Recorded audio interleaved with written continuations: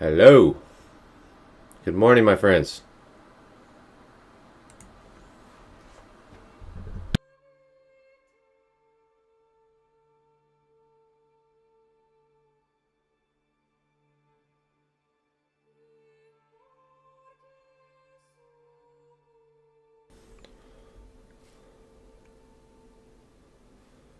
All right.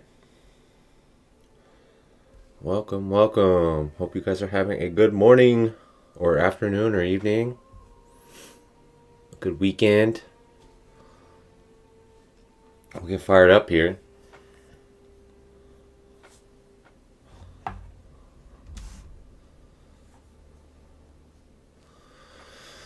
All right. Yeah, we don't have necessarily a particular theme or goal today, I guess, but I was thinking maybe, kind of focus on some trade.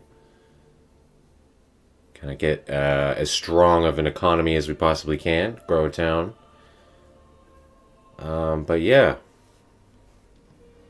we are unfortunately still waiting for this update for the beta to not be beta anymore.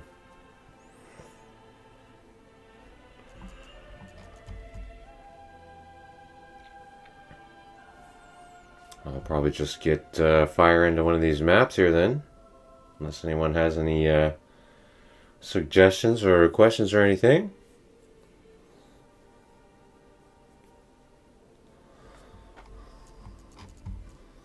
Flo, what's going on, dude? How are ya? Happy Sunday.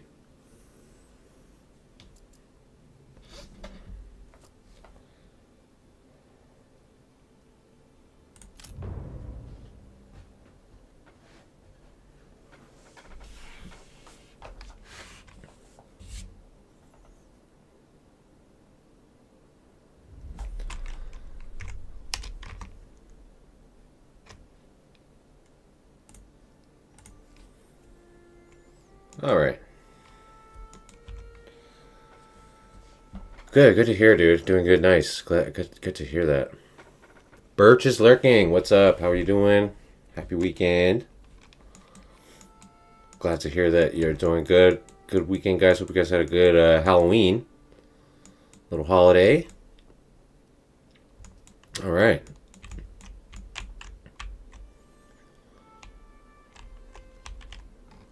I don't want to re-roll a bunch of times, so we are going to rock with what we got here. Looks like we got rich fish, rich clay. We got a regular stone, regular mushrooms, and there's some salt, regular salt way over here. I don't really care about that anyway, so cool. And the main thing that's really nice here is that this trade point is extremely close to our starting area here. We love that. So this will be a good position if we are kind of like focusing on, economy here, having a rich, prosperous town kind of thing. So we're not doing anything too crazy here today, nothing too like particularly special. So we're just gonna go ahead and kind of get going here on making just a solid town overall. See how rich we can get, basically.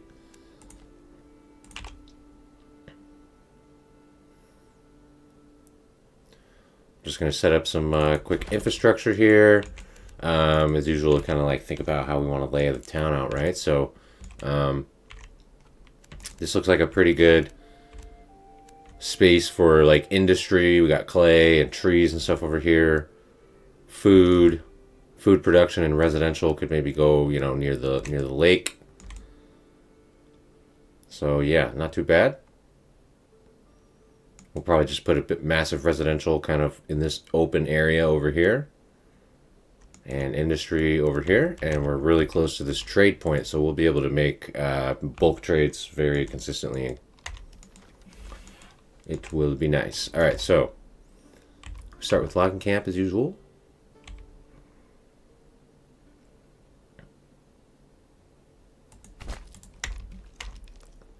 And a hitching post for second ox.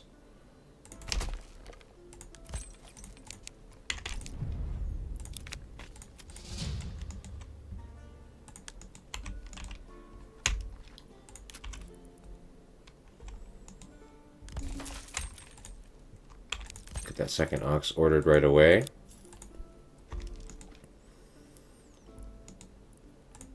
We'll try something crazy here. We'll skip, so we'll just build houses like immediately. Since it's so easy to get that initial approval requirements. So I'm thinking let's do, I want to do kind of like a long marketplace, little strip of market right here. So let's go ahead and put that. I hope that's wide enough. Not quite for the whole thing. Just make it a little bit wider on this side.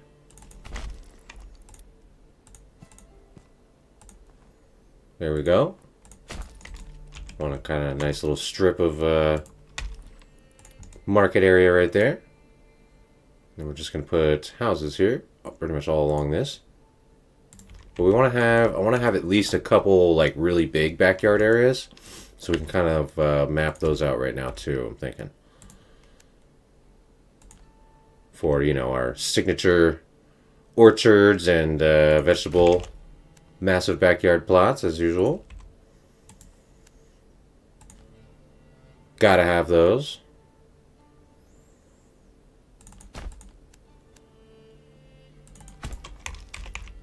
How big are we talking here? Let's see, if we take our field, measure out basically what the backyard area will be. 1.7. Yeah, that's not too bad. Maybe a little big.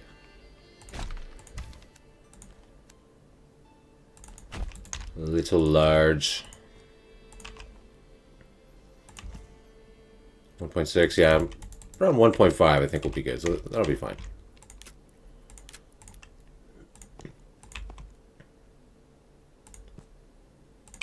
Plot this in here. There we go.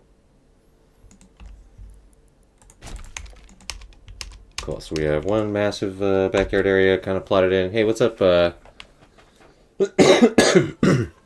Pardon me. Jay Lalbin, how you doing, dude? How we doing? Hope you're having a good weekend. Yeah, how someone's sets up their beginning city. Yeah, for sure.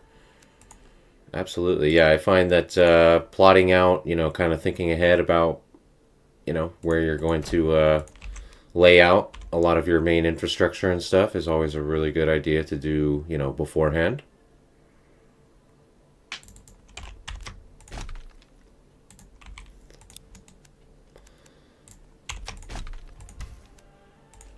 So we're going to put another big backyard plot right here too. I just don't want to delete any of those rocks if possible. Stones, whatever they're called.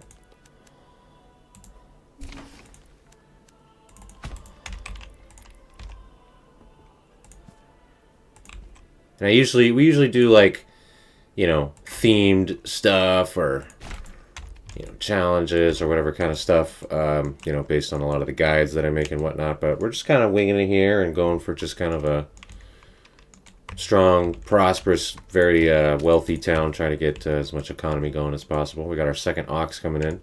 We'll get rocking on some logging here, and then we'll speed up our building tasks. And we're setting up for, we got two big backyard areas already. That's going to be good to start, and we'll just get the rest of our initial housing placed in so we can get going.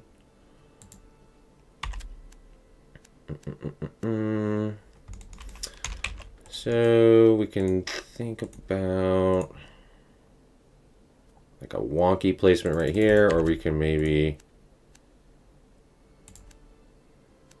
I'm thinking what we're going to do is we're going to rope off this area just like this, and we're going to go granary right here in the middle, which is going to be perfect because we have our market right here, and we're going to have two big producers of apples and veggies and whatever, and we got fish right here. And we put our granary right next to that. We've got a very strong, centralized, localized food production and residential distribution center going on here. That's excellent. And we just need a few more houses to cap this off. And now that we have a even line over here, we can just draw these in. We need 3 more. Which of course we are going to need a bit more timber, so we'll let this get done, and then by the time that's done, hopefully we'll be ready to go. Yeah, I'm surprised we are still waiting on that update, huh? Oh my gosh, feels like ages. As usual, right? But oh my god. I really genuinely thought that this beta update would not be in beta for this long, but you know, it is what it is. Alright, I'm going to staff up, we're going to double staff that granary real quick so that they get the initial bread supplies put away, stored safely from the weather. Yeah, I've been preparing like some more guides and challenge runs and practicing a bunch of stuff to have ready for when this patch officially drops, but it's not coming. We need it.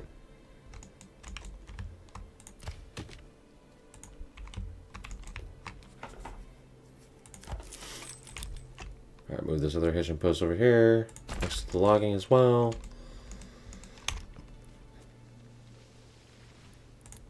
Got a couple timbers right now. I just want to keep the building task going.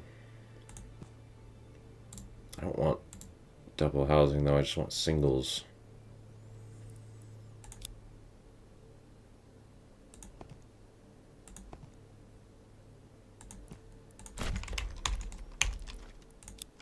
So we just need 3 more houses to get our initial 5 houses. We'll also obviously add extensions onto these, but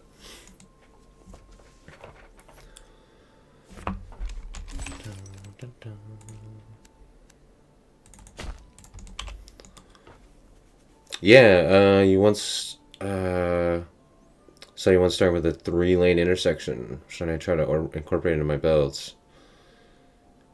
Yeah, gotcha. Which do you remember what video that was from by any chance?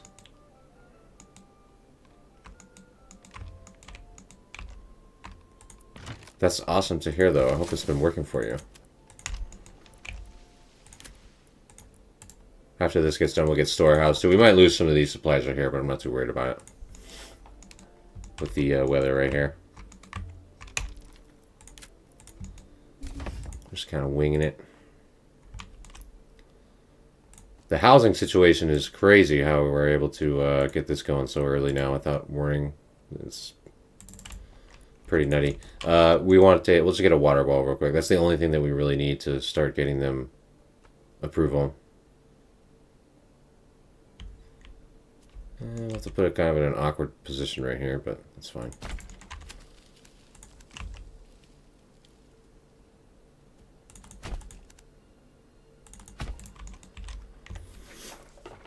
Where's the update? I know, dude, honestly, at least a hotfix, right? To be, like, because they posted that, like, that video that I made with showing the sheep and the livestock and showing, like, you know, the fixes that they had confirmed and stuff.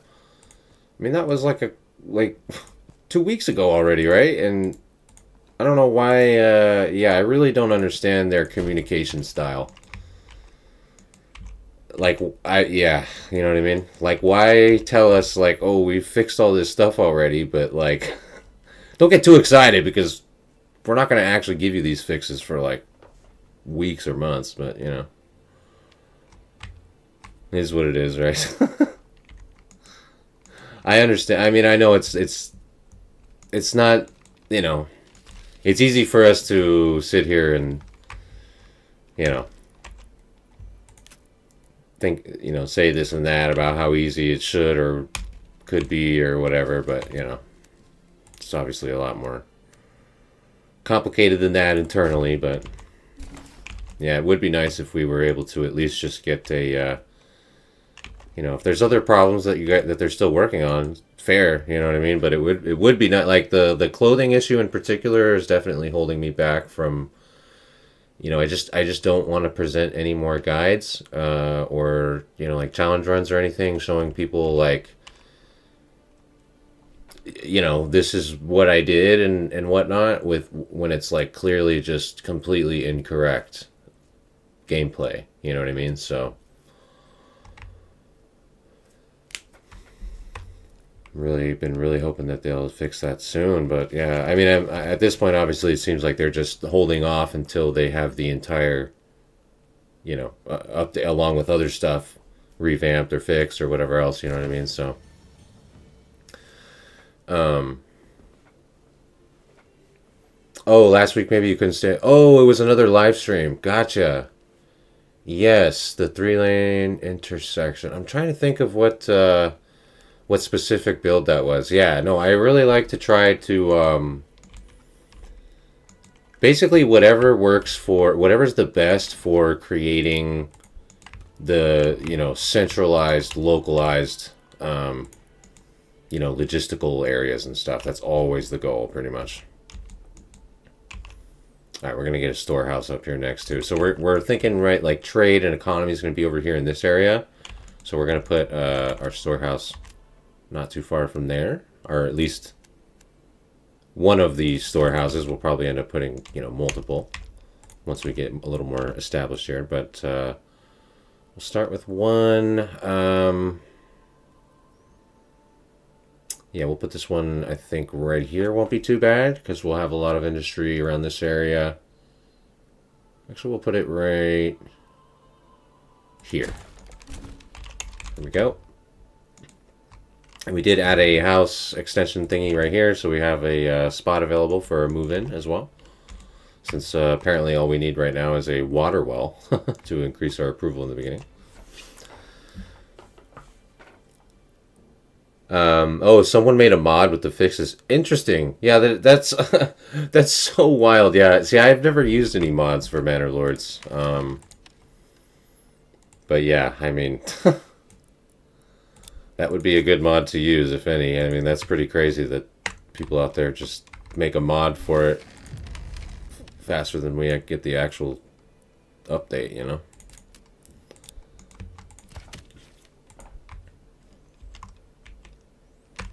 Alright, so same thing. We're going to get the rest of these supplies stored away here. Looks like we have a little bit more weather coming in, so hopefully they get that done. We got another person moving in. We'll keep expanding our housing and stuff. But yeah, now we're ready to, we're going to start getting more like tasks going on here. Wood cutting, charcoal, trade, all that good stuff.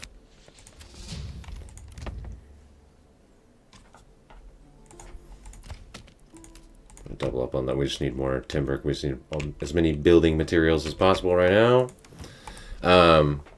Yeah, he thought Greg said he wasn't going to...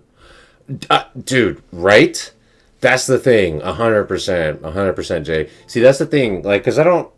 I've talked about this quite a few times, I think, and like, you know, I don't really like the... I feel like there's been like a large amount of like,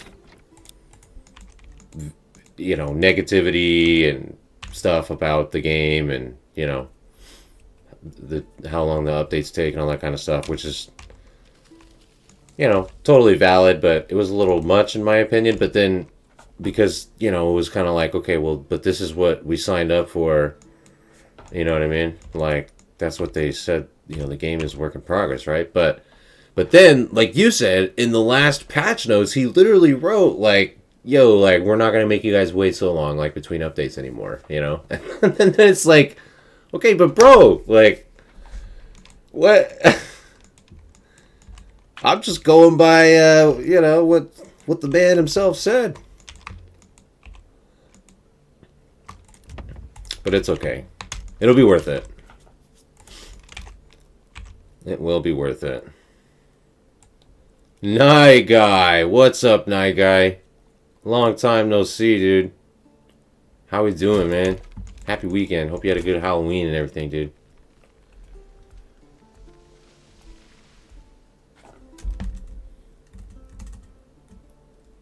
Dude, sorry, I've actually been doing the YouTube streams for a little bit now. I just keep forgetting to post it in the Discord because I don't have it set up with the auto post bot or whatever.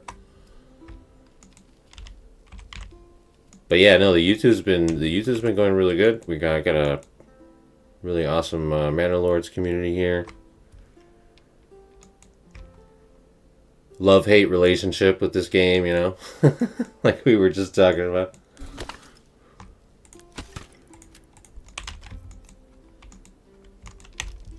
All right, we're just slowly ramping up towards trade and economy.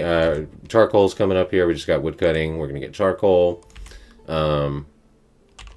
Yeah, we'll just put that right here. So look, we got wood cutting, charcoal, storage, and then trading post is going to go right here, right next to that. So we have a, so you guys can see what we are doing here, right? We have our residential here, right? With our market, granary, big backyards for veggies and apples, and fishing right here, you know, food production localized with residential.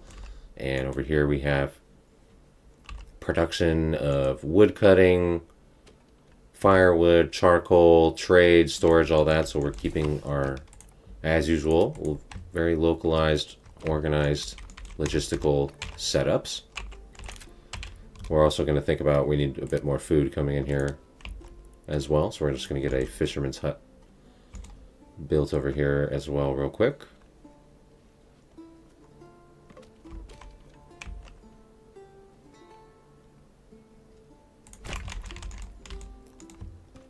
And we'll be able to start, we have charcoal under production now too, so we'll start selling that.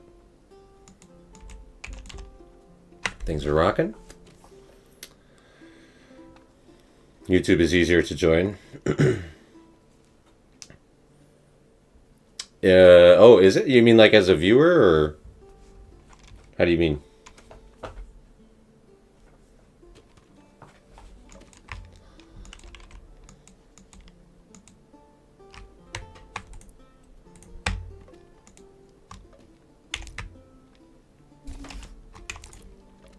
Get some fishing going. We still have an open space for someone to move in.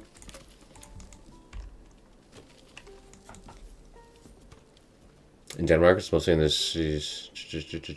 Oh, for Halloween. Oh, no knocking. Okay. Dude, that's cool. That's really cool. It was like a big block party. That sounds awesome. Keep a couple more houses coming because we just got more people moving in. Is that going to be wide enough? For backyards? No, it's not. It's okay.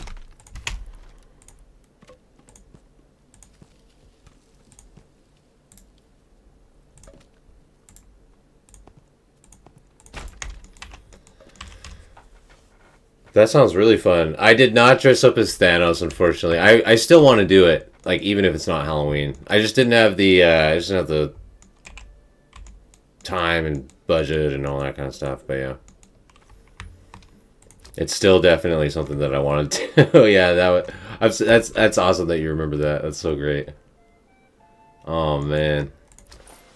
Put one on the trading post, and we'll get our trade for charcoal rocking.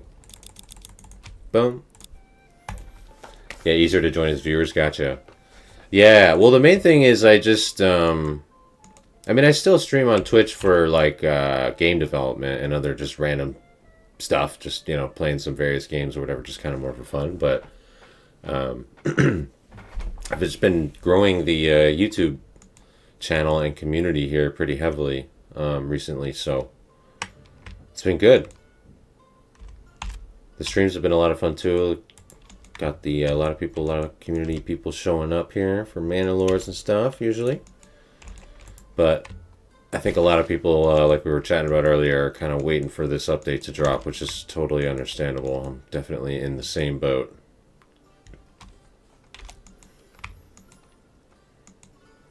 So once we get some money coming in, we're going to also start producing some planks.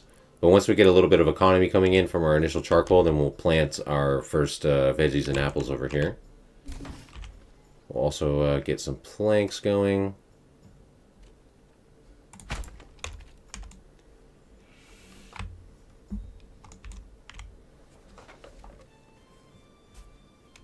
Yeah, no, it's been going good. It's been going good, dude, yeah.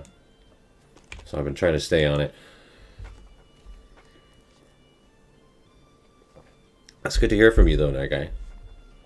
Glad to hear you have a have been doing good. Had a good Halloween, even though you didn't go out. No trick or treating, though. I mean, that's probably objectively, you know, safer and better idea. There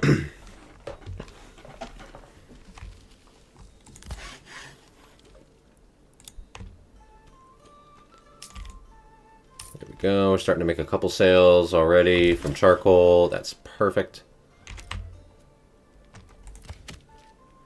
I'm going to move one of these guys over to the saw pit. We'll start making some planks. Let's set a reserve here. Make sure we don't use all of our timbers.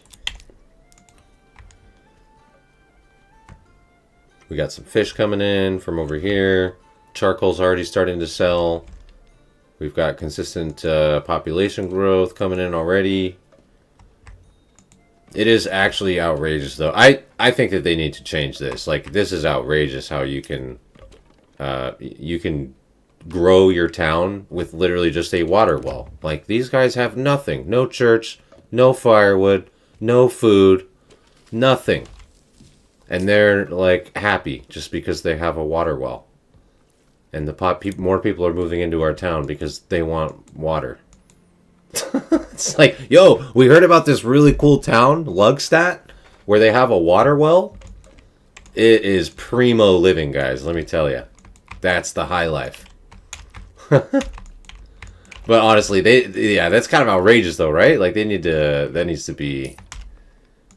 We need to at least have the marketplace stocked with food and firewood for these guys to be happy, right? I mean, come on.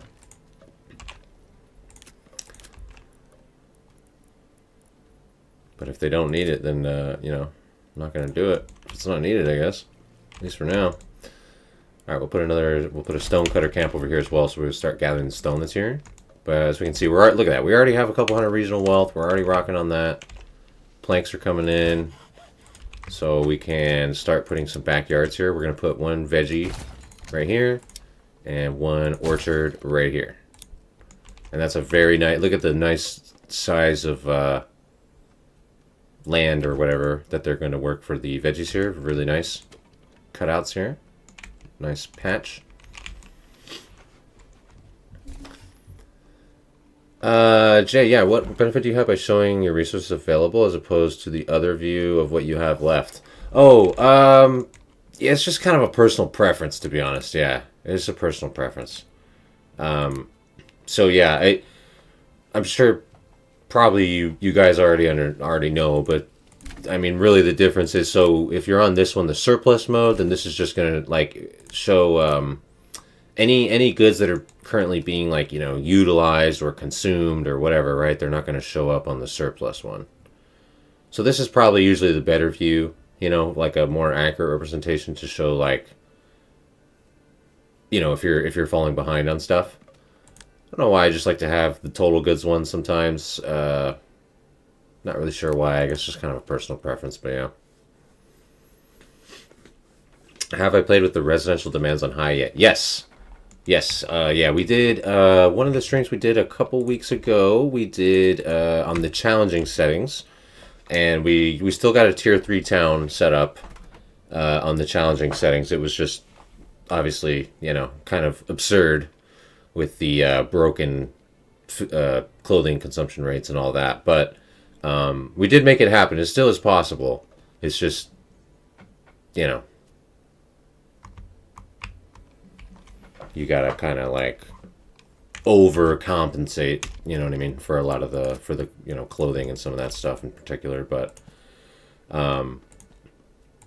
it is a little more, you know, of course, if you raise the up to like challenging settings or whatever, then yeah, you do need more than a water well in the beginning here to get going, which is a bit more really realistic in my opinion. But I do typically kind of try to play on the challenging settings just kind of in general, you know what I mean? Just because it's a little more, you know, a little bit more of a fun little, you know, way to make it a little more engaging or whatever in general. But,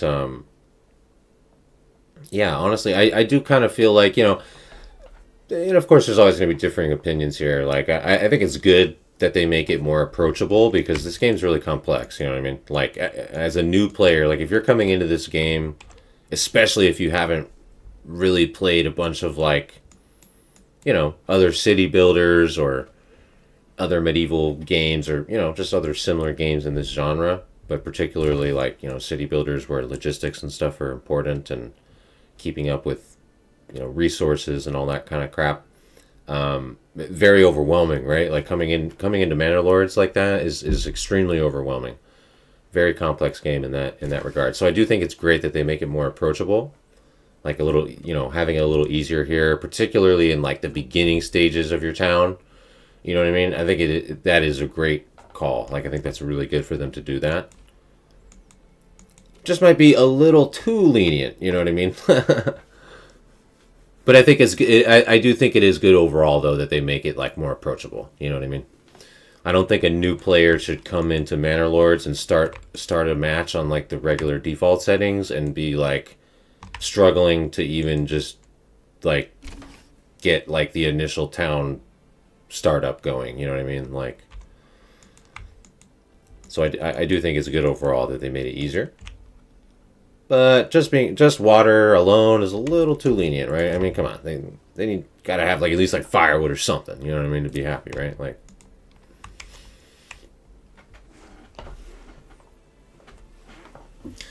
yeah, this is why the update was so cool into the mechanic. Right? Yeah. They're just kind of like building, just or building on the mechanics each time, which is really cool.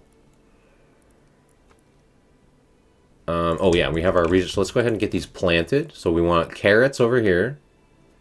Actually, let's wait on the veggies because we don't necessarily have the labor yet, but we'll definitely get our fruits planted because those can just start passively growing. And we're gonna put pears here. Pears are the best for the fruit trees. So we're gonna put pears, and then once we're ready with a little more labor available, then we're gonna put carrots right here.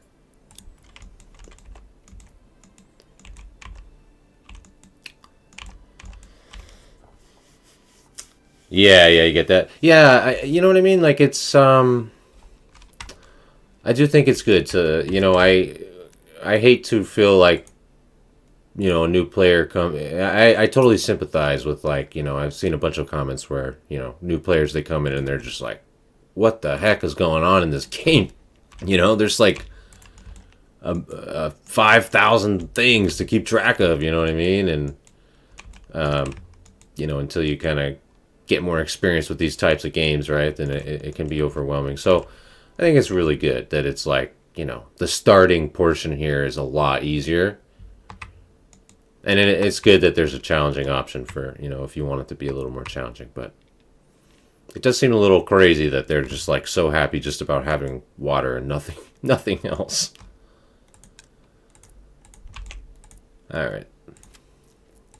Let's get these guys moved over to the granary because we're full on our fish supply here at the fisherman's hut. And we're going to turn on the food stall. So we'll go ahead and just start getting our market going here, even though they don't necessarily need it. We're also going to before we do this, get our marketplace going, we're going to upgrade our storehouse.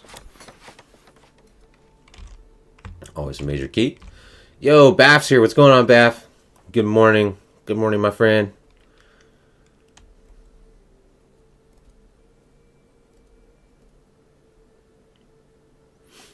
You all the time. It's easier now because you can have up to 10 or 11 food types.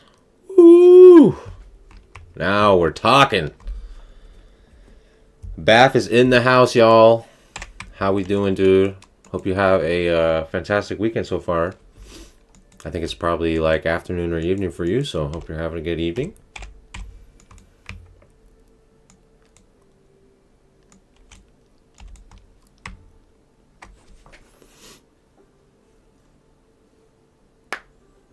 It's been a while since you've been on the YouTube version. There's endless AI. Oh my gosh, yeah. Holy crap, dude. Yeah, wow. Man, I know, right? It's a crazy world out there. It just gets crazier and crazier, right?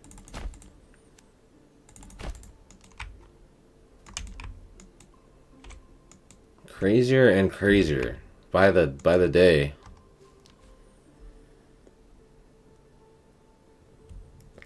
Yeah, evening here, a few hours, yeah, decades, yeah, a few centuries ahead, more like, right? That's fucking funny, man. Oh my gosh. Oh man, yeah. I hope you had a good Halloween, though. Hope everyone had a good Halloween.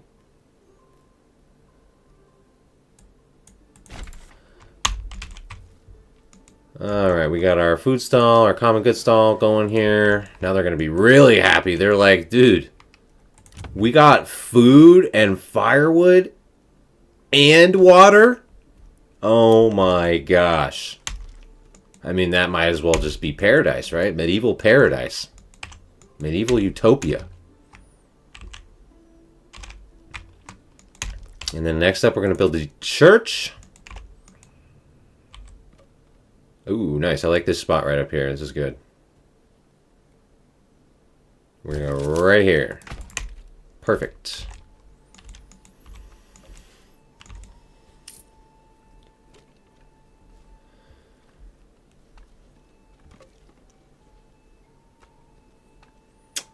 We'll try it. So oh, I think he was talking about the challenging settings, not the UI thing.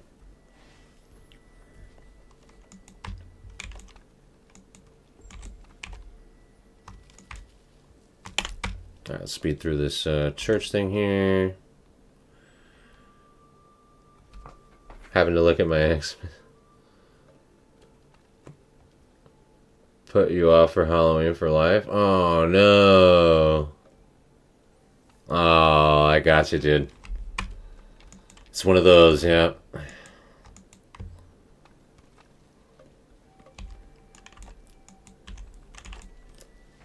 Yeah, I hear you, dude. I didn't do anything either. I just stayed home and played video games, and I did practice a couple. I practiced a couple speedruns. So I have a speed. One of the first videos that I'll put out once the update comes out is I've been practicing a challenge run for no resource deposits. So no, whatever resources are in the region, just you don't touch them. You know what I mean? No resources, no fertility, no farming, no resource deposits, nothing. Just fully self-sustained, only with standard things, like gathering wood, anything that's, a standard building that does not require a resource deposit. So I'm excited for that one. I practiced that. That was that was my Halloween activity. And yeah, I've just been kind of preparing some stuff for like the new revamped like startup guide, all that kind of stuff, dude. We're just waiting, We're ready here. We are ready for this update. All right. We have a strong amount of labor now. I'm gonna go. We're gonna put a corpse pit somewhere, wherever. I don't know why I overthink this. Corpse pit can go literally anywhere. All right, and then we're going to put carrots here, and then we're going to put these people as grave diggers. And what we're going to do today, guys, for our development point is we're going to go. We're going to take this one, the Woodwright Journeyman, and we've been having some discussions about this in the comments and some of the videos, and I think we kind of briefly maybe chatted about it in the last live stream.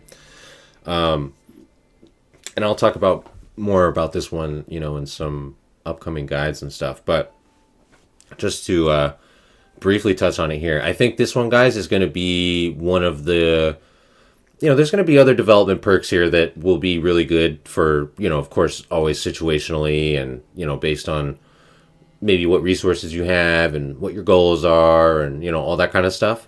But I think as kind of just like a general rule of thumb, you know what I mean? If you don't really know like what perk you want, or, maybe not thinking more about all those kind of specifics, I really think that this one right here, the Woodwright Journeyman, is one of the best just kind of go-to perks moving forward. We've got... is it this one?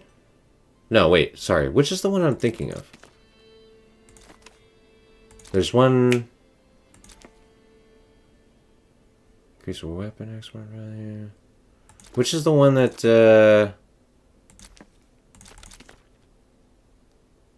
Is that the one?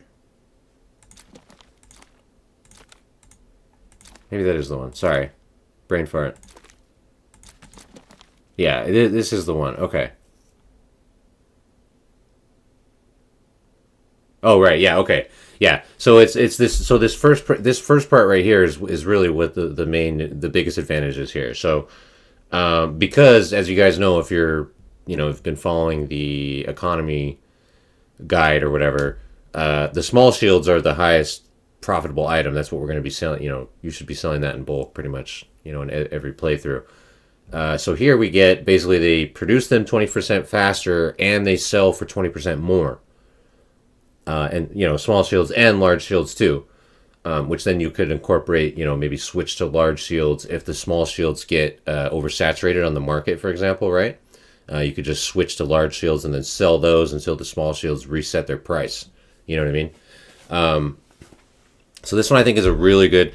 It's just right now in this particular moment because we have these beta bugs going on, right? And one of the issues on the current beta, which has been affecting a lot of people, is the slower mining rates.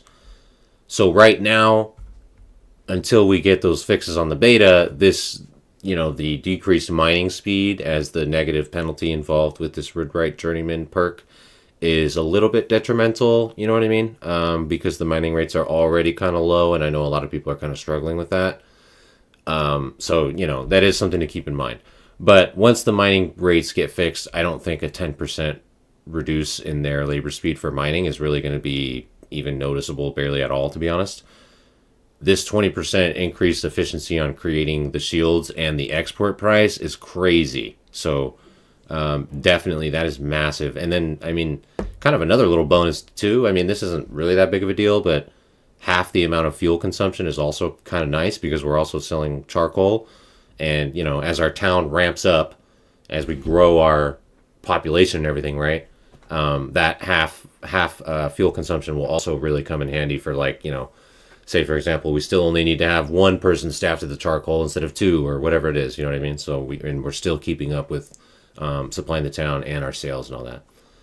And then, you get like a militia combat effectiveness increase too, which is kind of cool. But anyways, it's really all of this first part right here for the shields and the joiners is massive. So we're going to go ahead and take this one. That's the main thing that we're interested in.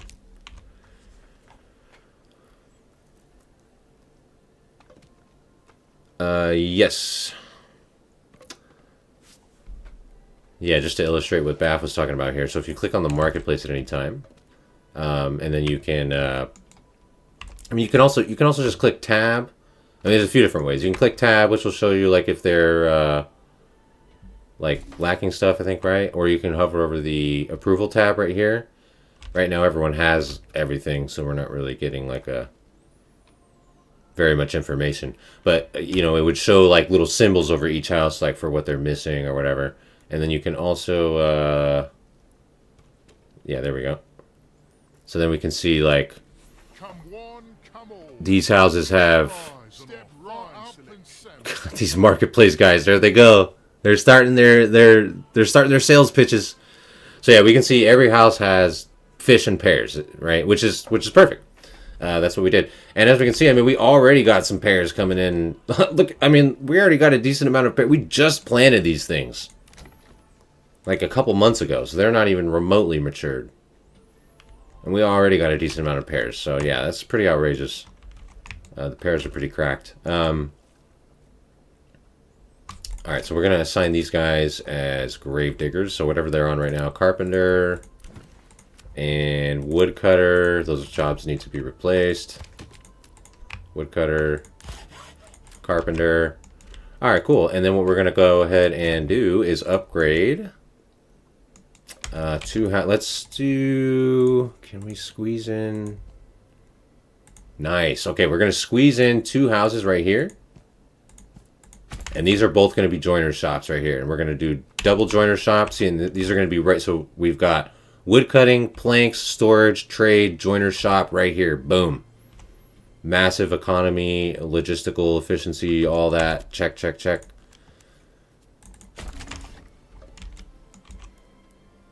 So we're going to have 2 joiner shops right here just cranking out those shields. And we're going to be making a ton of money from that. Especially with that perk.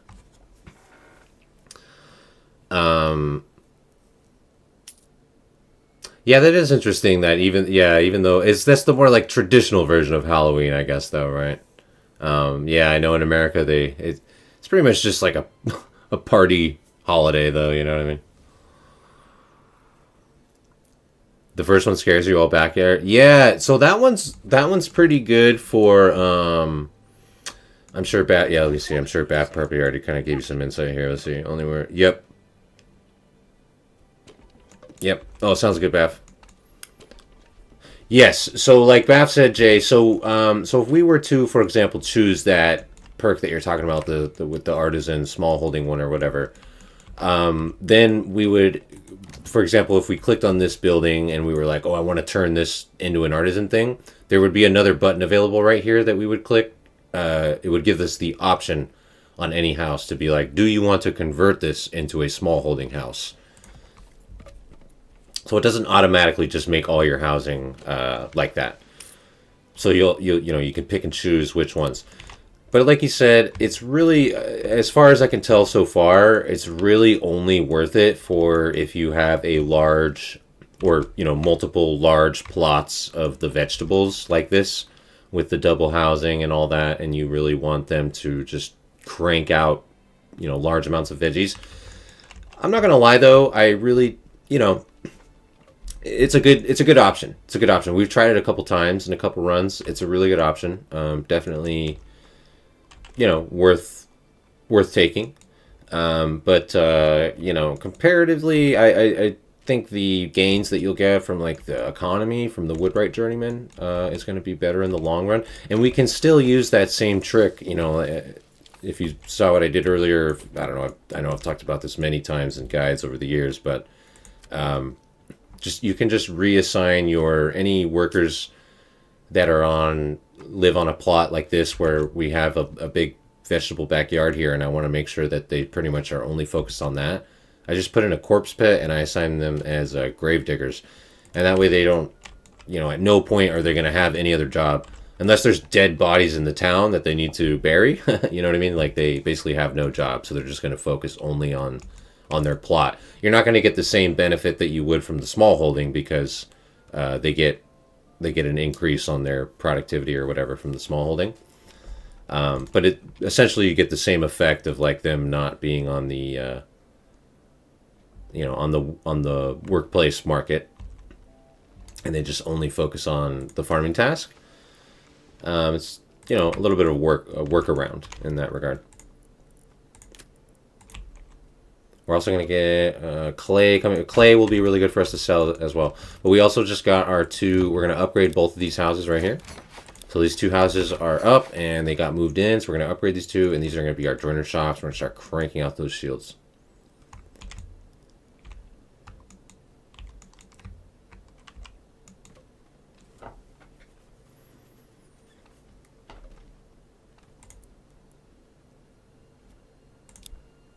We might have. We're probably going to be a little tight here on food. I probably should have had us fish a little bit more or whatever. But it's okay. We'll be fine. If anything, we can always just do the trick too, where we just get some rye. I mean, that's always an option.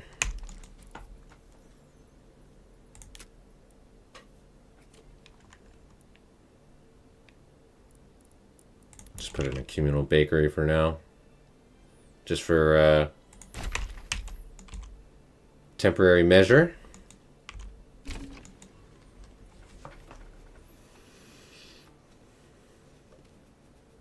You've never used a corpse pit until needed. Any benefits? Well, the benefits are just, like I explained, where I just have these veggie workers assigned to the corpse pit, so that way they're off the job market and they're not assigned to anything else that's going to take their labor. But otherwise, no. There's no point in assigning anyone to a corpse pit otherwise now. So we're going to put both of these as joiner shops here. And that's like kind of that's a debatable one too. Like that's just like a personal preference, to be honest. I know a lot of people will prefer to like instead of a grave digger, they'll put it on like a saw pit, for example, is a really good one to utilize because only one person can work at the saw pit at a time. So it doesn't really cut into their labor too much. Saw pit's a good option. I know a lot of people also like to use, like, some people like to put them on the granary. Yeah, there's options there. A bit of personal preference. I personally just like to put them on the grave diggers just because there's absolutely no chance of them doing literally anything else. And then I just kind of don't have to think about it. But a little bit of personal preference there in that regard. We're going to put these 2 joiner shops are up and ready to go. We're going to put them on small shields. Small shields. And we're going to start rocking some small shield trade here. Get this. Establish trade route. We'll probably let them build up a little bit of shields before we put the export on. But yeah, we're going to start cranking out the trade there as well. Looks like we just bought a few rye flour, so we can just staff up our communal oven. And we're just going to make a little bit of bread just to help supplement through this first winter here, since we didn't really get really far ahead on gathering a bunch of food.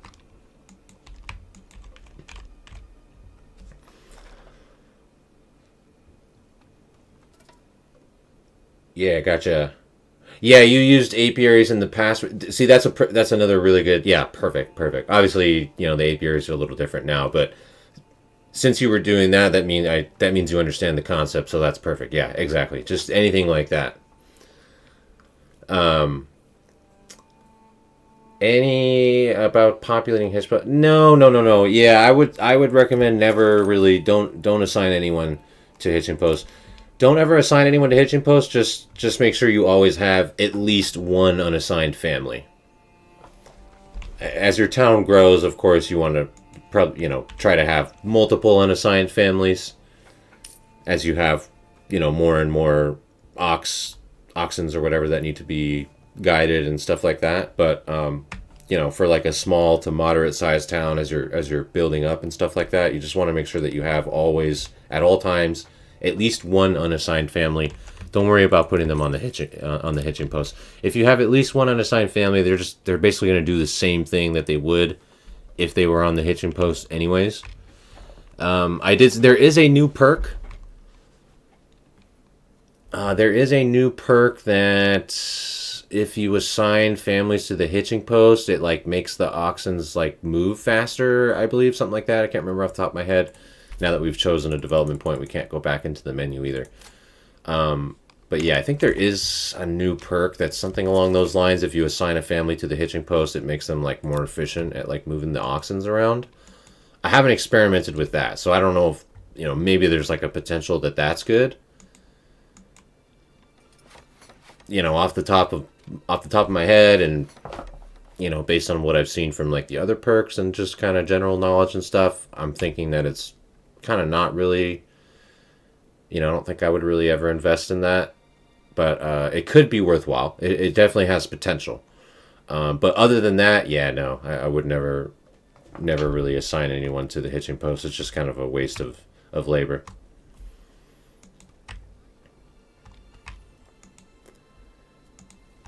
All right, so we look at that. We're already making a ton of small shields. Why do we have 20 large shields? Who the heck is making large shields? Oh, it's from our initial our military thing or whatever, arms delivery. That's what it is. All right, so we'll go ahead and start selling these small shields because we have a decent amount of them already. So export. We don't need any. Just no surplus. Just sell everything.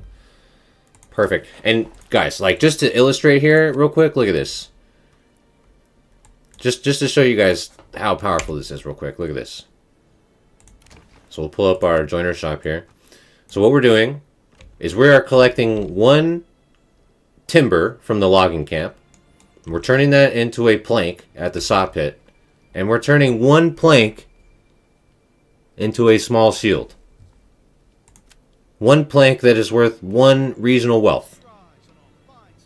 And we're turning that one plank into 10 regional wealth. We are essentially multiplying our value of one piece of wood by 10 times.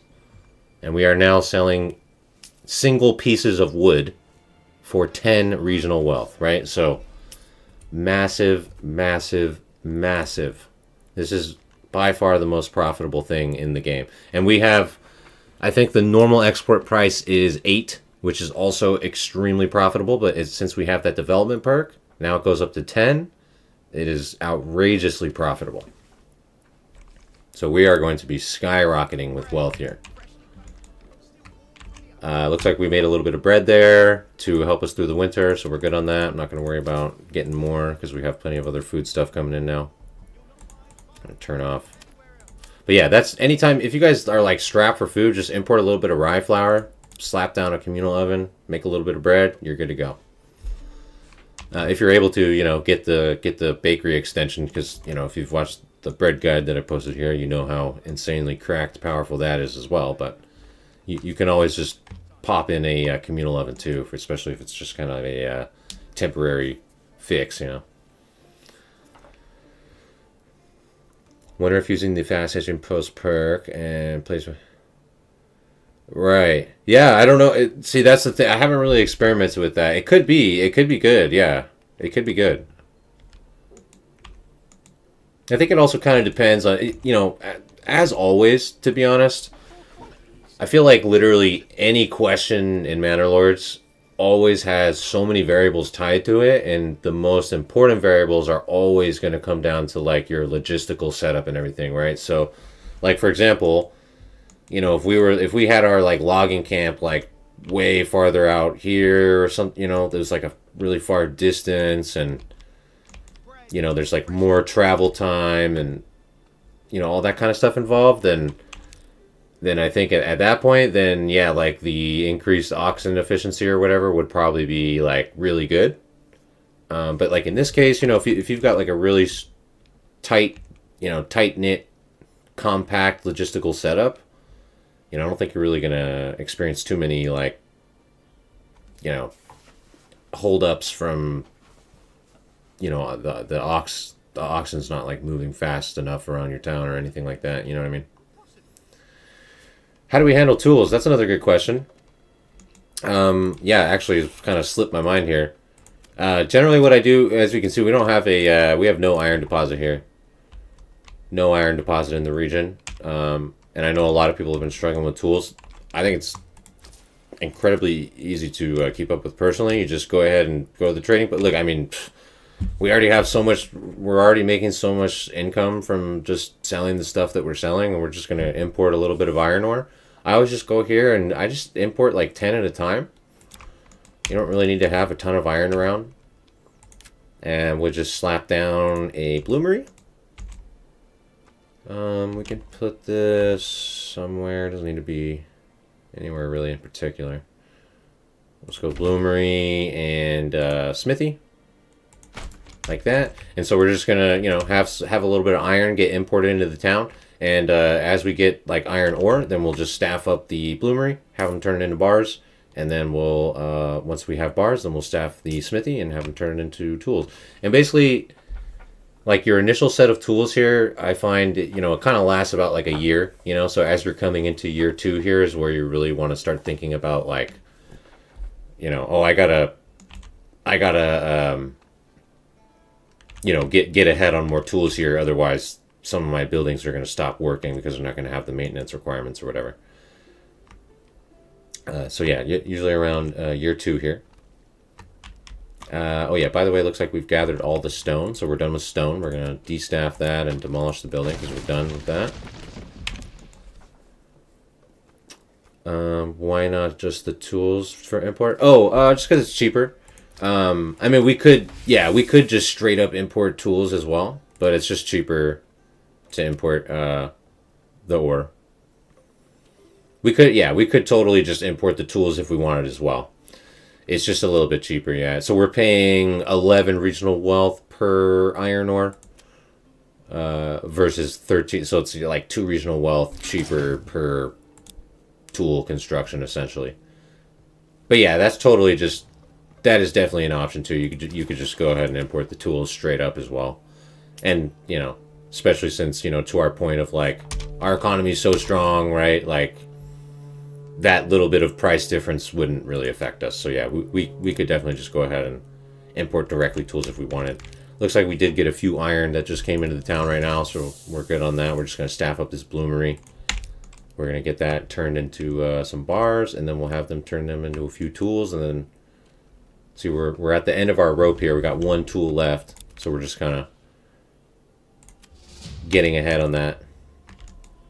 All right, we're back into spring here too, so we're going to start fishing again. We're going to get ahead on our food production. So we'll start fishing, and then our guys here on the veggies, see, they're gonna have a full year ahead. So they're gonna, I think they're gonna have a little bit of a haul here from the carrots that they planted at the end of last season, but it was like a small amount because it was like near the end of the year. But then they will have hopefully pretty much a full haul here moving forward. But yeah, we'll be looking good. We'll have fish coming in. We got a little bit of carrots there. A few pears left. A few rye bread left over too.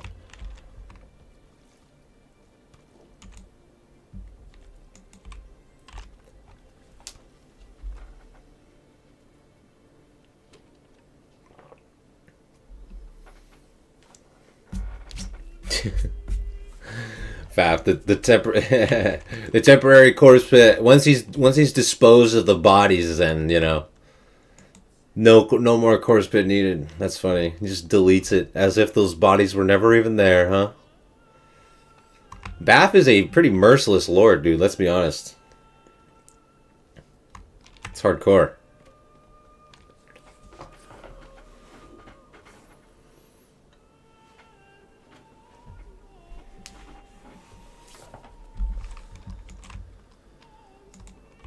I was telling him the trick about assigning the, as an alternative to the small holding, assigning your,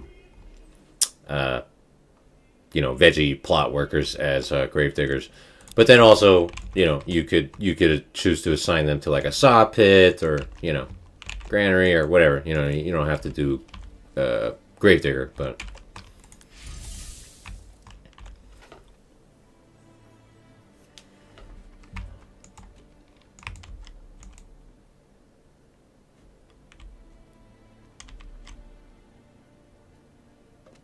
Alright, so he's starting to turn that iron ore into slabs here, and then soon we'll get some tools here very soon too. Cool, yeah, food's coming in. Alright, so yeah, the next thing we want to do, which we probably should be we're a little behind on maybe, as we're just kind of chilling and talking, but we'll get a couple more houses, but then we're going to also get livestock trading post, and you already know we're going to start getting our sheep coming in because the sheep are freaking cracked, guys. Sheep are absolutely S tier.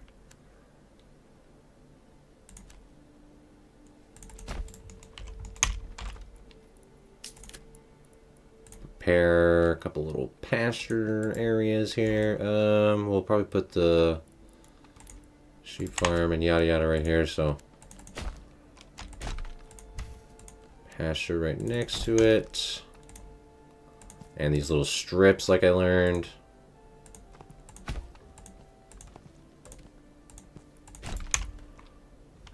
Okay, very good. Okay, so you got those, we got some slabs ready. We're just gonna move this guy to the smithy and get some tools produced because we're about out, but we're gonna make some more right now, so we're good. But yeah, we got a nice little setup going already. I mean, we got good food coming in already, and the apples and veggies are just gonna ramp up big time now. We've got a good amount of fish coming in. We've got a strong production chain with our shields that are selling big time. We've been selling charcoal the whole time. Yeah, things are looking very organized. We got a nice logistical, efficient setup here. Things are looking pretty good. Set your trade post to... Oh, that's a good call too. I like that. That's a good call. I like that, Bath. Yeah, so for sure. Especially if, like, me, where you're getting distracted or whatever. Yeah, that's a good call. Like as soon as you build your trading post, just like as a fail safe, just go ahead and set this as like a as import surplus to make sure you have like 5 or 6 tools. That's a really good call too. Really good call too. Yeah, because then if you space out on it, then it's not really an issue, right? And of course, as long as you have a decent economy going to support it, which in my opinion, guys, that should be a no, like that should be standard. Like you know what I mean? You should have a strong economy going for every playthrough at this point. Like how it is that I've showed like the economy guide with these charcoal and shields and sheep and all this stuff, dude. Like honestly, should not really be having any problem with economy. You should have a strong economy in every playthrough.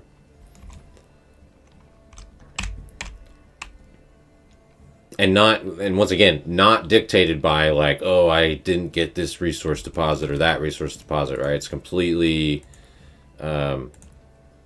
non-dependent on any other factors.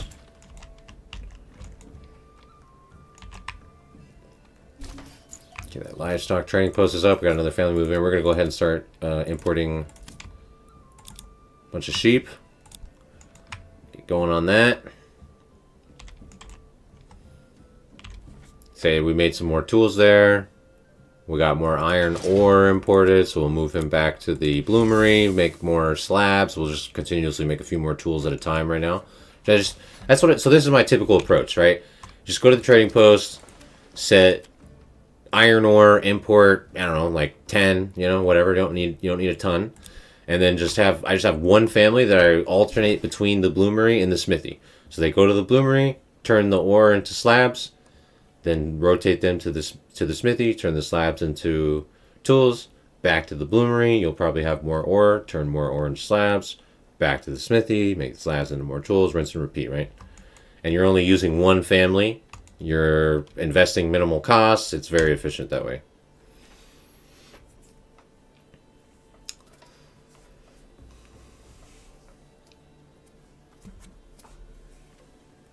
What's up, Pranwit? What's going on, dude? Can you help me? Why is your hold miner? Why is my hold miner is not mining? I don't understand the question.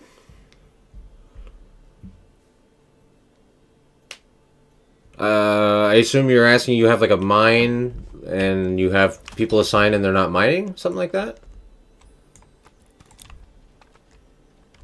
You might just be feeling the effects of the low mining rates, is what I'm assuming. That is exactly the reason you do for... Yes, yes. Yes, totally, Bath. Yeah, I'm going to start doing that, honestly. Yeah, that's a really good idea, yeah, because it can slip your mind, you know? You gotta go, Jay? Yeah, no worries, dude. You could place the mana. We could have had it up like a while ago at this point, you know what I mean? I would say just basically whenever you have the materials ready for it, honestly. And or whenever you feel like you have, you know, enough like regional wealth economy going where you can start taxing.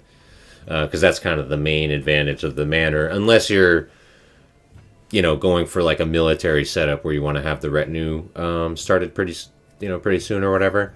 But just for general purposes, I would say once you have the materials ready, the labor, you know, you have at least like 1 or 2 free families that are going to be able to, you know, help with the construction because they have to bring a lot of materials to the manor. And then lastly is, you know, if you have, I would say maybe as long as you have like a few hundred regional wealth, you know, maybe, and you want to maybe start taxing like small amounts, then go ahead. Those are kind of just the main reasons to have the manor, right? So as long as you're ready to start taxing and you want to start taxing, you know, but generally, you know, as soon as you can have the materials and the labor to build the manor, good idea to get it done. You know, once again, we could have had it done a while ago here, but we can go ahead and just place it. It's not really a big deal where we put it here. We're not doing like military stuff or anything like that anyways, so. But we should, we'll go ahead and put our manor here. Gotta have a manor for our Lord of the Manor. But yeah, hope you have a thanks for popping in, Jay. Hope you have a good rest of your day, dude. Good weekend and a good week ahead.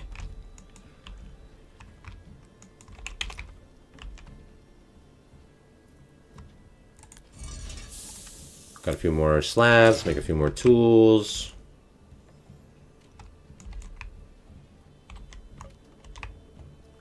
We have a couple more open, or we have another house right here. We're just kind of cruising along here now. We got livestock coming in. We're just ramping up. Yeah, thanks, Jay. Have a good one, dude.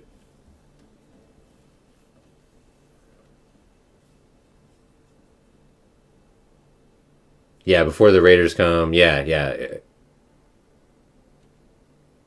Yep, definitely. Yeah, like Bab said, yeah. Yeah, I would say, yeah, that's a good, like, timeline to keep in mind, too, regarding, like, maybe, like, at what point do I want to have my manor for what reason? Definitely, like, if you're anticipating, like, a raider attack coming within the next year, for example. Like, right now we have, this raider attack coming in 304 days. We definitely want to make sure that, like, this is a good time for us to be like, oh, if I didn't already have my manor up, like, I definitely need to get it up now, because we want to make sure we have some taxes rolling in so that we have treasury available to hire some mercenaries to defend our town for that first raid attack, for example.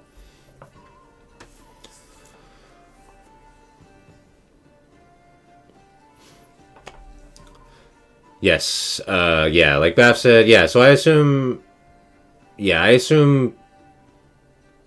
Pran, like, unless you have, like, a very serious logistical issue in your town, like, where, for whatever reason, the workers are legitimately just actually not working, which is unlikely, it's probably just that you are noticing that the mining rates are really low, and it feels like they're not mining, but they are.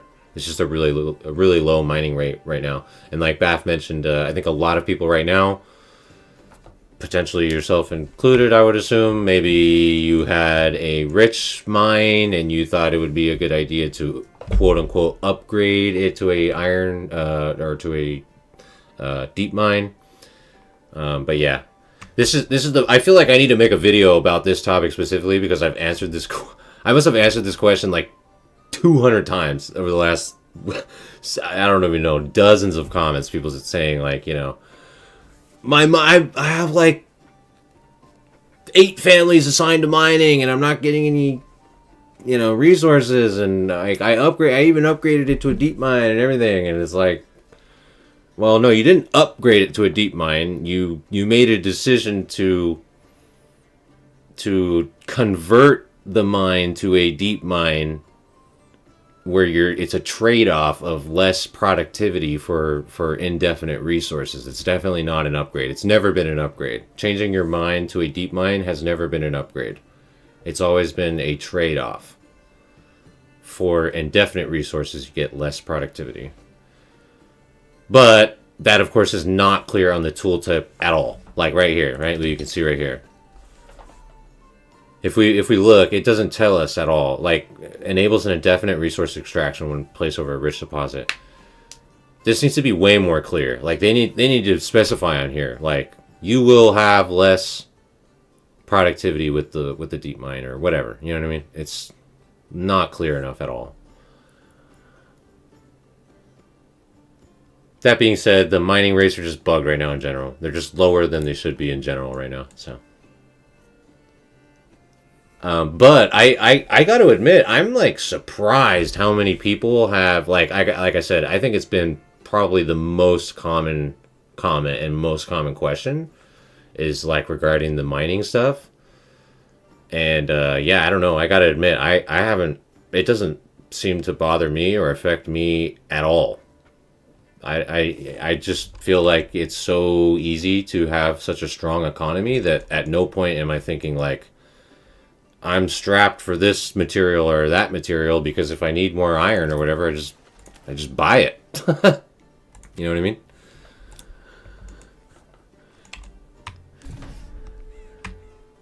But I do understand, of course, obviously, especially with like iron. I think a lot of people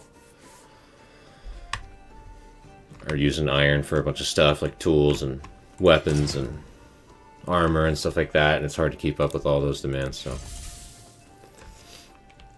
there's our manor, so we can tax a little bit. Let's do like 5% or so right now. That'll be good. We'll also staff our forester's hut because we want to start replanting around here. There we go. Things are coming along nicely. We got more livestock steadily coming into the town here. We'll probably put a couple more houses.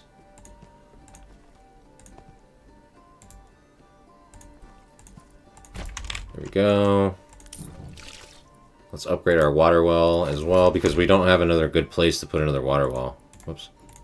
Because of the way the underground water. This is like the closest spot over here. We can't put it. I would love to put another one like, you know, over here, but we can't. So we're just going to upgrade this well.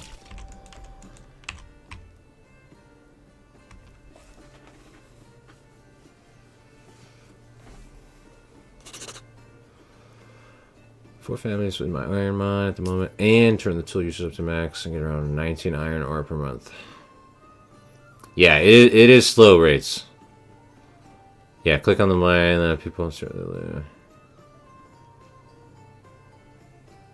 right. Yeah, and that's the other thing. I mean, to Bass' point too. That's the other thing, right? Like kind of like I mentioned earlier, and just mentioned in general all the time, is logistics, right? So, for example, like if we had people, if I had like, 4 families assigned to this mining pit or whatever, it would be very important to note like there's so many details and variables involved that you can't just say like, oh, I have 4 families assigned to this mine and I'm not getting enough resources out of it. So like, is it bugged and what's the problem?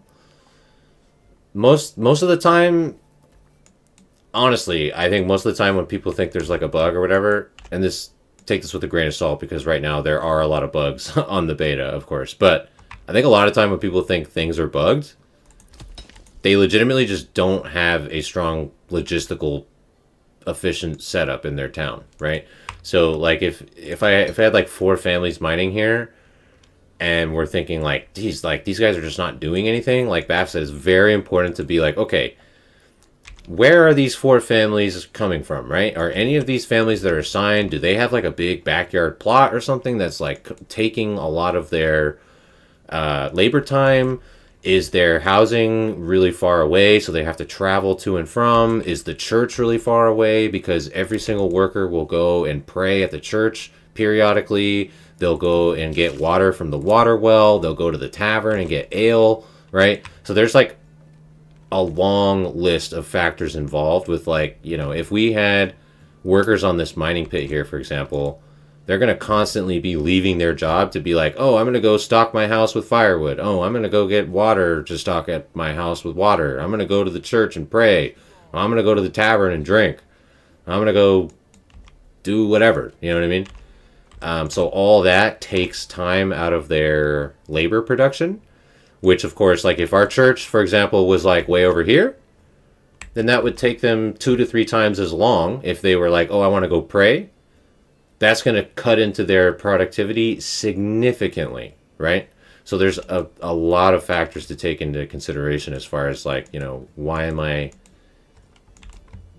is the productivity like this or that or the other thing? And then, of course, you can also, with the new revamped UI here, we can go to the People tab. And this is a great way to see like, what could be holding me back? What, is there issues in my setup? So like these guys right here, this looks great. We can tell that we have a good setup because these guys are extremely productive. 93% productivity. That's crazy. That's really, really high, right? So we look at that. They have waiting 1%. At no point are these guys like waiting around or whatever, right? They're just working constantly.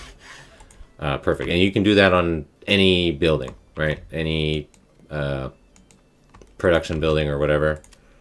Our fisherman's hut, for example, let's look at this one. See, look, we got high productivity again. So these guys are spending a little more time on transportation because we can see that they have to transport the fish. This comes down to like how.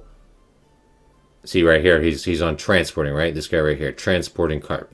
So we can tell this is based on how far the building is from the lake. This is pretty close, right? I pretty much couldn't get it closer than this.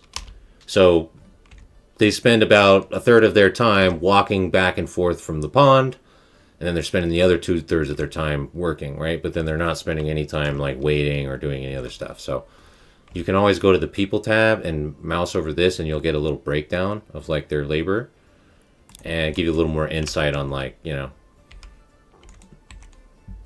it. For example, right? If you're like, oh, what's going? Like my mind is just not doing anything, right? And if you go to the people tab and you see like, oh, they're at like 95% productivity, then you know like, okay, I'm not doing anything wrong. You know what I mean? Like this mine is really productive. Like the way I have it set up is efficient. All that's, you know, check all those boxes. Then you know like, okay, now I know like it's, you know, I'm just getting as much as I can, and it's just kind of like a low rate or whatever. But I genuinely think a lot of the time it's just that, you know, it's a case where like for this guy, here's a good example, because we've been having this guy sitting around this bloomery for a while now, like not doing anything. So look, productivity's horrendous. Look at this. We've only got a really tiny bit of green here. So look, this guy's, right, like this guy's standing around, he's waiting for like a third of his time because there's no iron in the town. He's spending like a ton of time on transportation because he's, you know, because he's probably like going back and transporting stuff to the house or whatever because there's no work and stuff, you know. So like this guy is extremely inefficient, because we knew he's inefficient because he's just sitting here without, you know, without iron to work with or whatever. But that's how you can tell a little bit more of like what's going on.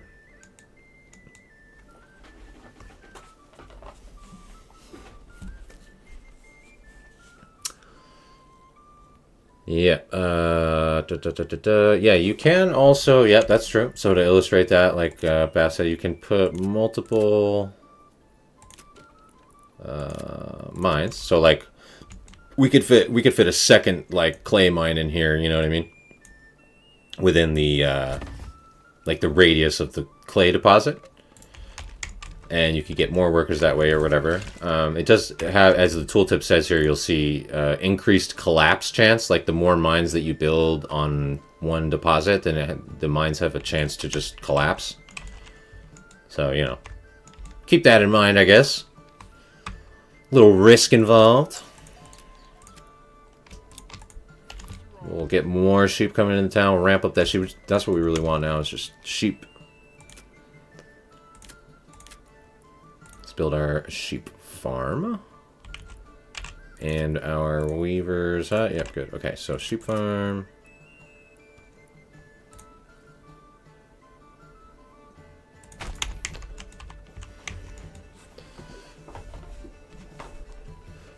Rich iron deposits, but they still are producing so little.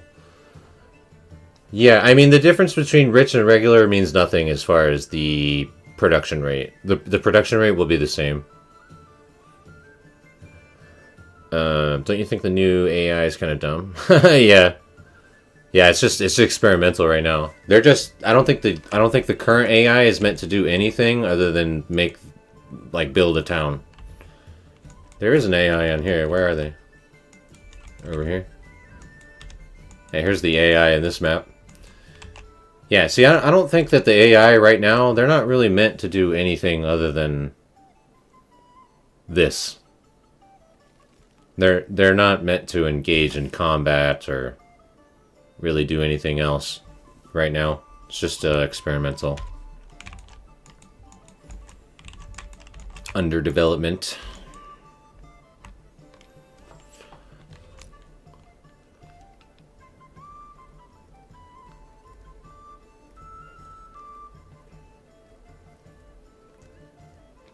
Yeah, they get, yeah, see, if they get raided, they're not really capable of combat right now. So like if the AI towns get raided or whatever, they just get destroyed, yeah, because they're not really capable of any real form of combat, so.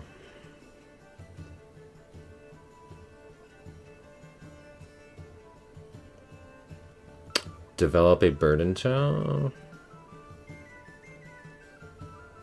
Oh yeah, yeah. No, I think that's just kind of, yeah. That's like one of the current issues. So like, if you take over an AI town, like after they've already been destroyed, basically, there's like, I don't think there's any way to like bring it back currently.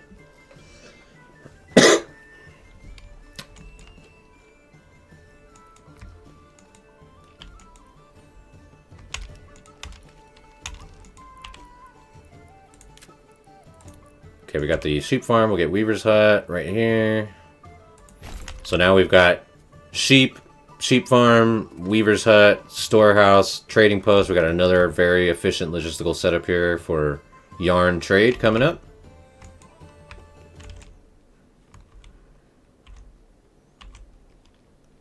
Our tool, see, we haven't had any issue with tools. We've just been, you know, slowly but surely making a little bit of tools at a time, importing small amounts of iron ore, moving this one family back and forth between the bloomery and the smithy. Very easy. We've got a large haul of veggies here. Yeah, and also we've been through this one before. We should have the granary should be upgraded. This house should probably be upgraded as well for the additional storage space, additional hand carts at the granary, all that kind of stuff. For the big yields here, but you know, this is all stuff that we've talked about many times before.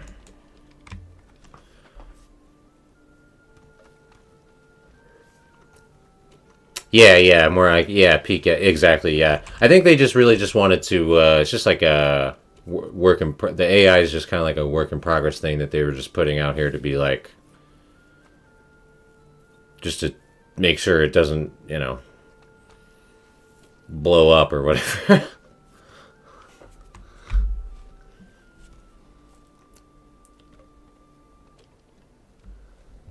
You spent 2k influence points on an AI town. I can't bring it back from the ruins. Even ChatGPT failed to assist you. I doubt ChatGPT knows anything about Manor Lords. You'd have to train it. No, there. Like I said, man, I don't think there is any coming back from that right now. It just is what it is. That's how it is in the beta. So, one of my experiments in the pipeline will let the Baron take one of your regions and then retake it. See if anything changed. Interesting. Yeah, I've never tried that. That'll be interesting to see what happens with that.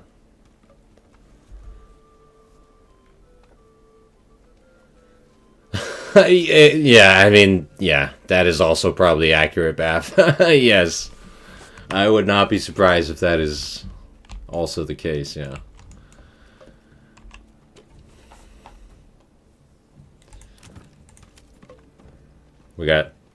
We're bursting with carrots.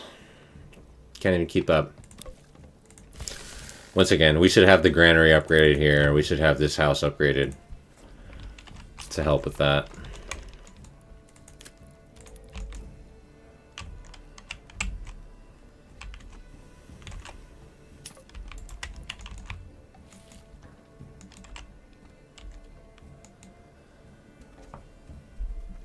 When is the next update coming? Good question. It's a good question. Very good question. I don't think anyone here knows, unfortunately.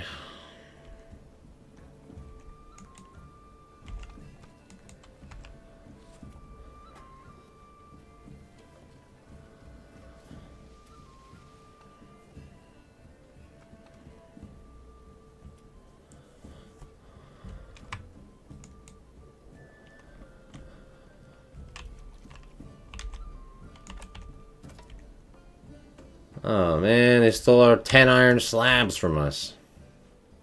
Bandits. Not soon enough. Yeah. I know, dude. That's what really got me. We were chatting about it a little bit earlier too, I think before you got on, Bath, but like I know I've already kind of said my piece a couple times about, you know, it is what it is, you know, like we can't, you know, I don't want to like complain too much, you know, and all that kind of stuff, you know, obviously it's a work in progress game and all that, but yeah, it definitely was disappointing that he specifically wrote in the patch notes like, hey guys, I'm really sorry for this one taking so long, and like, don't worry, like moving forward, that's not gonna happen anymore. We're gonna have more consistent updates. And then here we are, a month after they put the beta out, And the month after he said that, and 2-3 weeks after they tweeted that they made a bunch of hot fixes internally, and we haven't gotten anything. And I'm just kind of sitting here like, okay, you know, like I've been harping on to everyone. It's like, look, don't complain about what you signed up for. You know what I mean? Like they communicated clearly from the beginning that like this game is a work in progress. This game is not done. It's early access. It's under development currently, right? So great. I know that, you know what I mean? And I'm willing to sign up for that. So that's what I'm like basing it off of. But then you like come out and say like, oh, we're gonna like fix the update thing. And then here we're just sitting here with no communication, you know, month on end again, and then it's just kind of like, dude, I thought you said like what happened? You know what I mean? So yeah, that's definitely frustrating in that regard. Like, don't say that you're going to improve the update thing if you're not like just. It was better how he had it before, where he just didn't say anything because he didn't want to make any promises that he couldn't keep. You know what I mean? Which is frustrating as well. But yeah, if you're gonna like commit to something, then you need to follow up with that. That's just business 101 in my opinion. But at the same time, it's not that simple, right? That's the thing. At the end of the day, it's just not that simple. So we can sit here and say this and that and the other thing, but you know. It's a complex project that, you know, he's been working on solo for many, many years and had, you know, created basically a mess in the project, and it's really hard to clean up the mess. And now they have new developers working on the project too, and they're trying to, you know, figure out all these systems and revamp everything in a way that makes sense for moving forward and all that. So yeah, I get it, you know, but yeah, it's just it is frustrating. And it's tough for like, you know, for like the channel as well too, you know. It's just kind of like it creates like very long periods of like reduced interest and stagnant, you know.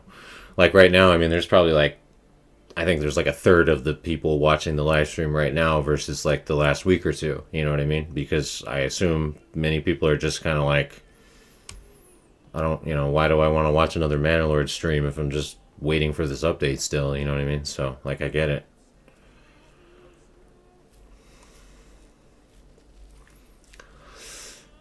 Yeah, they used to drop the updates in the end of the month. Yeah, they could really say, I know, that's the other thing too, Baff. It's like, dude, like, why? At least just do a hot fix for like the things that they talked about, like, oh, we fixed the clothing consumption rate and the mining rates and stuff. Like, cool. Like, can we please get that hot fix like while you guys work on the rest of the stuff? Like, why are you why you're just making us sit here for like month plus? You've already told us you fixed these things. Why can't we play on that version, dude? Like, what the heck? Like, I totally understand if there's still work that needs to be done. What? I mean, that's got to be a bug right there, right?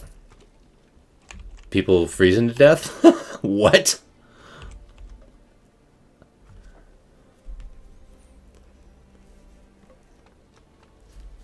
Yeah, other games too, of course. Yeah, no, I mean, I do play other building games and stuff. It's just, you know, making content is a different story. I mean, I like to be very. I don't like to just make. I don't like to just press record and then just, you know, make a video that has like little to no value in it at all.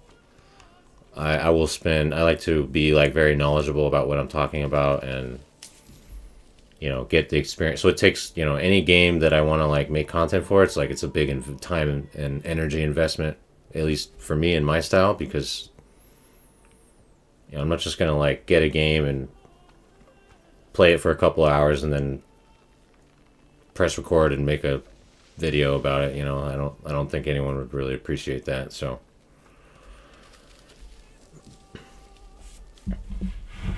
But yeah, I mean, Farthest Frontier, for example, is another one that I've definitely considered making. I have like, I don't know, 400 hours in Farthest Frontier or something. Pretty knowledgeable about that one. I don't know. I started making some videos for it, but I don't know. It's just tough. Like Farthest Frontier is another one that's just, I don't know. It has a lot of. It's very similar to Manor Lords in a lot of the ways that we were talking about. Like they were in early access for years. Like the 400 hours that I played in Farthest Frontier is like 2 years ago. You know what I mean? Like, like I had dumped like hundreds of hours into that game when they made the announcement that like, oh, we're gonna have the full version of the game released within a couple months. You know what I mean? Like early access is nearly done, and then like a year and a half later, they were like, oh, actually, we're ready to release it. You know, so like. Yeah, it's tough, you know, because I like to make guides and be informative and stuff, and it's like, yeah, then I have to, that's like dozens of hours now that I would need to go like relearn a bunch of stuff, and then present it in a way that I feel is like appropriate and understandable for, I try to make things like beginner friendly as well. I don't know, it's a lot. It's a lot of work, it's a lot of time and energy, it's a whole process. I really just try to not make low effort content is what really it comes down to, because yeah, it would be easy if I did that, but I don't really want to put low effort content on my channel, so it just takes a lot of time and energy.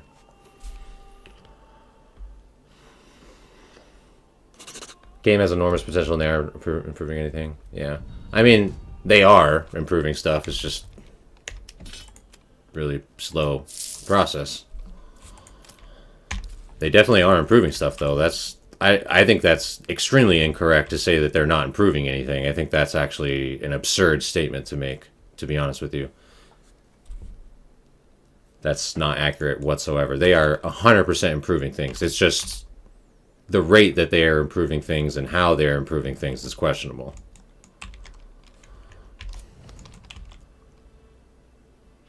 Lugstat. Sorry, I'm like getting all invested in the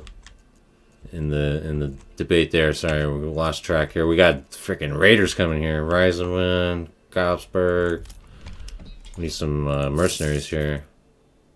Rise and Win, Gobsburg. We'll take these guys.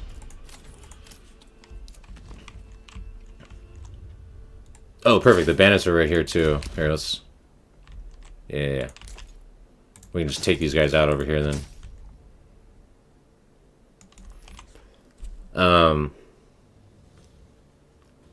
Yeah, you saw the cold bug thing? Yeah, that's weird. Discord.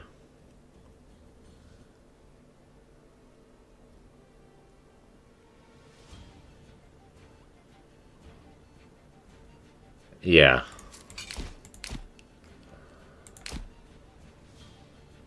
Workers and Resources, Soviet Republic.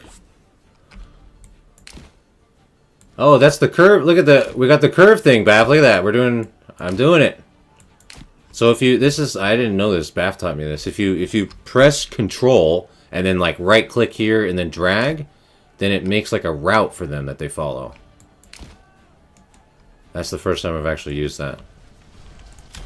I'm just gonna move our archers around the back here and pelt arrows into them.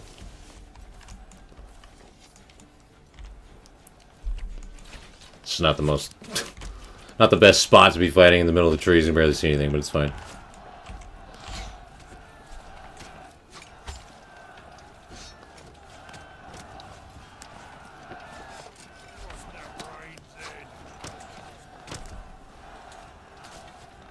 A lot of great things about that game. Okay. Deep and complex. Has a realism mode.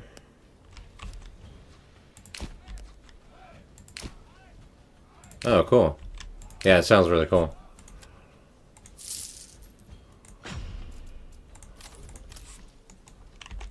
At this point, I feel like I got so sidetracked with our discussion there, I'm like barely paying attention, sorry.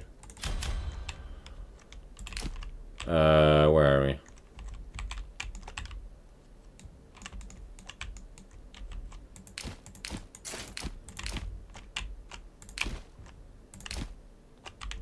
just gonna run these guys down to these other mercenaries that we got.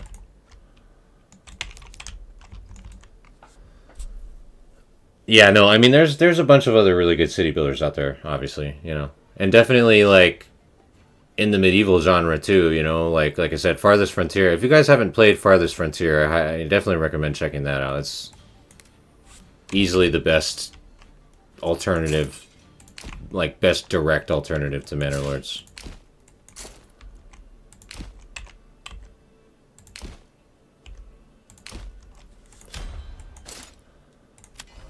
We'll take care of these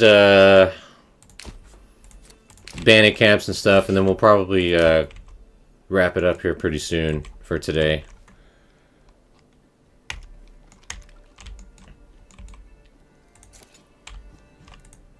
And I'll save this one for, we'll probably continue this one in next live stream or something. But yeah, I'm really hoping that I mean, we just need this update to come out, like plain and simple. It's just kind of getting ridiculous at this point. And I have so much content prepared that I'm just like sitting on that I like can't post yet. So I really want to share more stuff with you guys. But yeah.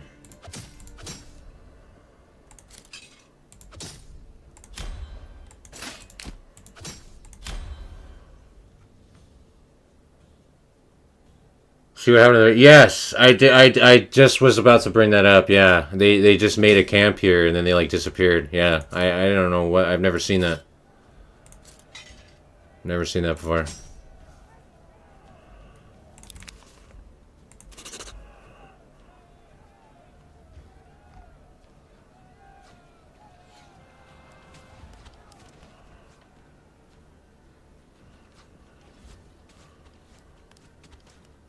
Oh yeah, farthest frontier. Yeah, yeah. If you haven't checked out Farthest Frontier, I definitely recommend checking that out. Like I said, in my opinion, it's definitely like it's for sure the best alternative to Manor Lords. The main difference is that it's a grid building system. You know, so the freeform building system in Manor Lords is one of the you know, one of the most attractive things about the game. The grid building system is a little, you know, a bit of different play style, but it's very similar in basically every other sense, you know.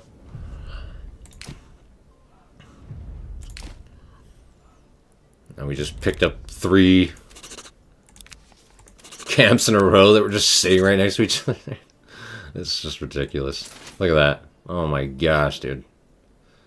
Yeah, that's absurd with the bandit camps. I mean, look at that. Would have just made like 600 treasury wealth or something? Yeah, so we got this cold bug up here too for whatever. Yeah, these guys here are apparently freezing. Sorry, guys. Sorry about that. Oh boy.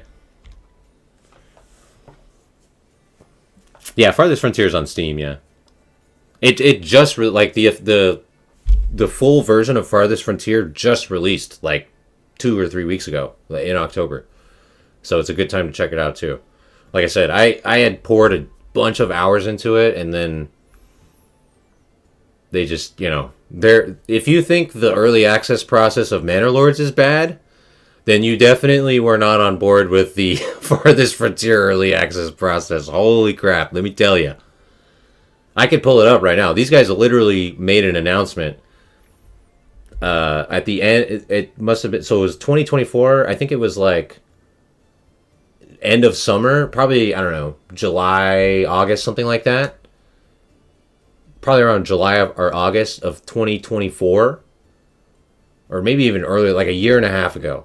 They made an announcement like, oh, we're on the last patch before early access. Like the game's going to be fully released by the end of this year. Everything's done, blah, blah, blah. And the game just came out like 2 weeks ago. I'm serious. Like, so yeah, it's just, it's tough out here, you know?